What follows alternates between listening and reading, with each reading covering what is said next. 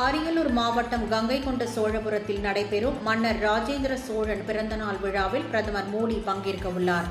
இதற்கான பல்வேறு விரிவான ஏற்பாடுகள் செய்யப்பட்டு வருகிறது. கங்கைகொண்ட சோழபுரத்தில் வரும் 27ஆம் தேதி நடைபெறும் ராஜேந்திர சோழனின் பிறந்தநாள் விழாவான ஆடி திருவாதிரை விழா, கங்கைகொண்ட சோழபுரம் கோவிலை கட்டத் தொடங்கிய 1000வது ஆண்டு விழா மற்றும் தென்கிழக்கு ஆசிய நாடுகளின் மீது படையெடுத்து சென்ற 1000வது ஆண்டு நிறைவு விழா ஆகியவற்றையும் இணைத்து முப்பெரும் விழா கோலாகலமாக கொண்டாடப்படவுள்ளது. இவ்விழாவில் பிரதமர் நரேந்திர மோடி பங்கேற்று ராஜேந்திர சோழன் நினைவு நாணயத்தை பிரதமர் மோடி வெளியிடவுள்ளார். மேலும் பல்வேறு தலைவர்களும் இந்த விழாவில் பங்கேற்க இருக்கிறார்கள். பிரதமர் மோடி வருகையையொட்டி அரியலூர், தஞ்சாவூர், பெரம்பலூர் ஆகிய மாவட்டங்களில் பாதுகாப்பு ஏற்பாடுகள் தீவிரமாக மேற்கொள்ளப்பட்டு வருகின்றன. இந்த விழாவில் முதலமைச்சர் மு.க.ஸ்டாலினும் பங்கேற்பார் என்று எதிர்பார்க்கப்படுகிறது.